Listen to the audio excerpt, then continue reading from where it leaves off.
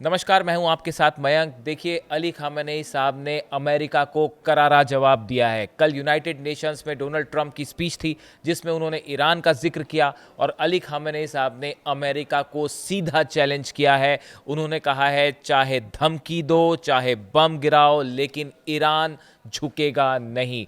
ये बात उन्होंने परमाणु कार्यक्रम को लेकर कही है, परमाणु टॉक्स को लेकर कही है। देखिए, पहले हम यूनाइटेड नेशंस में जो स्पीच दी डोनाल्ड ट्रंप ने और उसमें ईरान का जो जिक्र किया, हम उसके बारे में बताना चाहेंगे। US president Donald Trump promise that Iran would never possess a nuclear weapon, describing Tehran as the world's number 1 sponsor of terror. ये डोनाल्ड ट्रंप ने कल जो भाषण दिया यूनाइटेड नेशंस में, उसमें उन्होंने ये कहा कि ईरान, मैं वादा करता हूं, ईरान के पास कभी परमाणु हथियार नहीं आएगा, और उन्होंने ईरान को जो है एक स्पॉन्सर ऑफ टेरर भी करार दिया। इसी बीच जो है वो करारा जवाब दिया अली खामेनेई साहब ने अमेरिका को। उन्होंने कहा, चाहे आप लाख धमकी दीजिए, चाहे बम गिराइए, लेकिन हम झुकने वाले नहीं हैं, ईरान नहीं झुकेगा। और उन्होंने परमाणु कार्यक्रम को लेकर एक प्रकार से सीधा संदेश दिया यूनाइटेड नेशंस को। यह भी माना जा रहा है, एक्सपर्ट्स बता रहे हैं कि उन्होंने जिस तरह से एक टेलीविजन वीडियो के जरिए संदेश दिया है, उन्होंने सीधा यूनाइटेड नेशंस को एड्रेस करते हुए ये जो है एक प्रकार से इनडायरेक्टली उसे संदेश दिया है। तेहरान टाइम्स में जो खबरें छपी हैं, उसके मुताबिक ईरान के सर्वोच्च नेता अली खामेनेई ने मौजूदा परिस्थितियों में अमेरिका के साथ न्यूक्लियर टॉक्स के खिलाफ चेतावनी देते हुए कहा कि इससे ईरान का कोई नेशनल इंटरेस्ट पूरा नहीं होगा, कोई नेशनल इंटरेस्ट इससे कंप्लीट नहीं होता।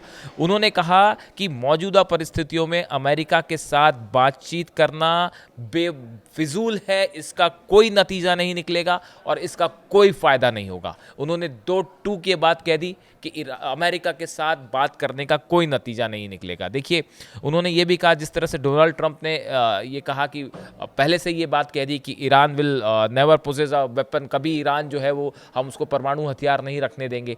इस डोनाल्ड ट्रंप की इस बात का भी अली खामेनेई साहब ने जवाब दिया। उन्होंने कहा, the US has announced the result of the talks in advance. बातचीत शुरू होने के पहले ही अमेरिका का ये कहना कि ईरान के पास कोई परमाणु हथियार ही नहीं आएगा, ईरान को अपना एनरिचमेंट रोक देना चाहिए। अली खामेनेई साहब का कहना है, ये तो ऐसी बात हुई कि बातचीत, चर्चा शुरू होने के पहले ही आपने नतीजा घोषित कर दिया। उन्होंने कहा, द रिजल्ट जो अमेरिका चाहता है, the result is the closure of nuclear activities and enrichment, that is not a negotiation, it is a dictate and imposition. उन्होंने कहा कि आपने बातचीत शुरू करने के पहले ये बोल दिया कि आप एनरिचमेंट रोक दीजिए, आप परमाणु हथियार नहीं रख सकते, तो ये तो आपने पहले से ही अपनी बातें ऊपर थोक दी, आपने पहले से नतीजा बता दिया। ये एक डिक्टेट, एक प्रकार की तानाशाही है, इम्पोजिशन है, आपके ऊपर थोपी जा रही चीजें है और हम इसको किसी सूरत में स्वीकार नहीं करते। देखिए, उन्होंने कहा, अमेरिका ने पहले से ही वार्ता का नतीजा तय कर दिया है। वे चाहते हैं कि हम अपना परमाणु कार्यक्रम बंद कर दें, यूरेनियम संवर्धन रोक दें। यह वार्ता नहीं बल्कि हुक्म थोपने जैसा है और ईरान किसी का हुक्म नहीं मानेगा। ये बात अली खामेनेई साहब की तरफ से साफ कह दी गई।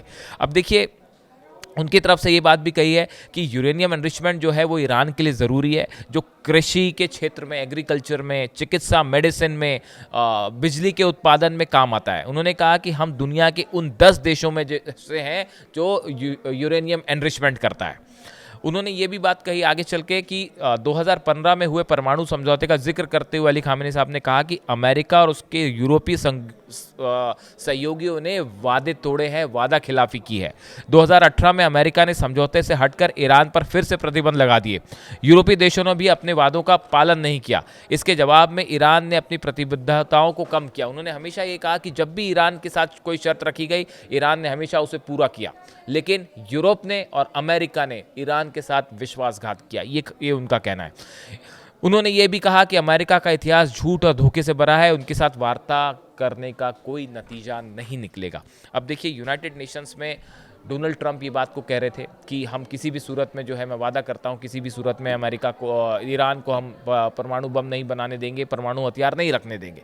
इसी बीच अली खामेनेई साहब का ये संदेश आता है जिसमें उन्होंने सीधा एड्रेस किया अमेरिका को, जवाब दिया कि अमेरिका के साथ बातचीत करने का कोई नतीजा नहीं है और हम किसी के दबाव में नहीं आएंगे, चाहे आप धमकी देते रहिए, चाहे बम गिराते रहिए, किसी सूरत में ईरान नहीं झुकेगा। अब इस सिचुएशन में, इन हालात में, क्या पूरा मामला एक बार फिर वॉर की तरफ आगे बढ़ रहा है। देखिए न्यूक्लियर टॉक्स जो है वो बिल्कुल कोलैप्स वाली सिचुएशन में है। ऐसा माना जा रहा है कि कोई बात की संभावना ही नहीं है। अब्बास अराक्ची साहब जो है वो न्यूयॉर्क में हैं, उनकी बात चल रही है, यूरोपियन नेशन से भी बात चल रही है, आईएईए से भी बात चल रही है, लेकिन बात घूम फिर के वहीं आके खड़ी हो जाती है कि डिमांड ये सामने आ गई है कि एनरिचमेंट आप रोक दीजिए, जिसके लिए ईरान ने कहा कि हमारी ज़रूरत है, हमारा अधिकार है, हम नहीं रोकेंगे।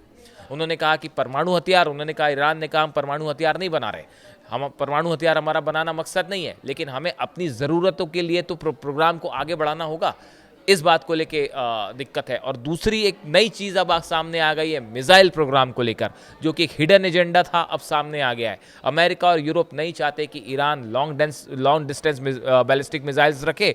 ईरान ने तो ऑलरेडी जो है आईसीबीएम का टेस्ट कर लिया, जैसे कि दावे हो रहे हैं। तो ईरान का मिसाइल प्रोग्राम को लेकर भी किसी तरह का कोई समझौता होता नहीं दिख रहा है।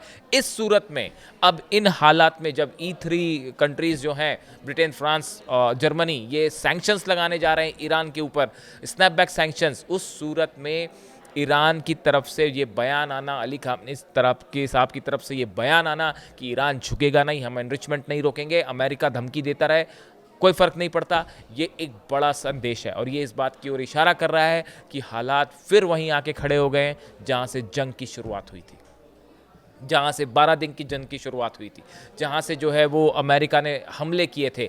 अब ये मामला एक बार फिर उस तरफ बढ़ता दिख रहा है। देखिए अगर हम ये कहना चाहें कि ये जो बातचीत है यूरोपियन कंट्रीज़ के साथ और आईएईए के साथ, ये बड़े आखिरी दौर में चल रही है। ये बिल्कुल ऐसा है, और सब एक्सपर्ट से मान रखा है सबने कि बड़ा मुश्किल है किसी तरह का समझौता होना। जो शर्तें अमेरिका ने रखी हैं, यूरोप ने रखी हैं, उसे ईरान कतई पूरा नहीं करेगा, और वो डील होना बड़ा मुश्किल है। अब इस सूरत में डोनाल्ड ट्रंप का ये अनाउंसमेंट कि हम किसी सूरत में ईरान को अपना हथियार नहीं रखने दे सकते, और बदले में अली खामनेई साहब का जवाब, ये ऐसा लगता है कि ये 1 to 1 अब सामने लड़ाई दिखाई दे रही है, Donald Trump versus Ali Khamenei साहब और नेतन्याहू वर्सेस अली खामनेई साहब। तो ये जो सिचुएशन है, देखिए गज़ा को लेकर 147 देश जो हैं उन्होंने मान्यता दे दी है फ़िलिस्तीन को। 193 में से 147 देश जो है वो गज़ा के साथ खड़े हो गए, यहाँ के फ़िलिस्तीन के साथ खड़े हो गए यहाँ के, और कह रहे हैं कि फ़िलिस्तीन को एक राष्ट्र का दर्जा मिले।